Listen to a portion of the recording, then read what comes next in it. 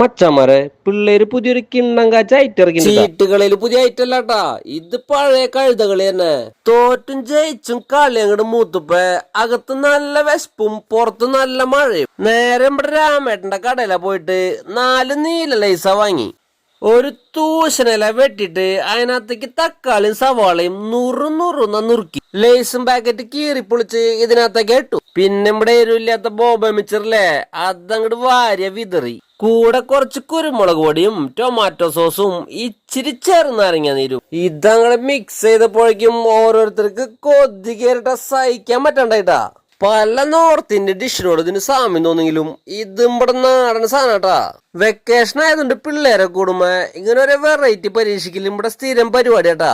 ഇതിന് കിഡു ടേസ്റ്റ് ആയിരുന്നു. ഈ നക്കി പഠിച്ച എല്ലാം കണ്ടാ തന്നെ അറിയാലാ. അപ്പൊ ഇതുപോലത്തെ വെറൈറ്റി വീഡിയോ ഇനിയും പ്രതീക്ഷിക്കാട്ടാ. Bye from SS foodie couple.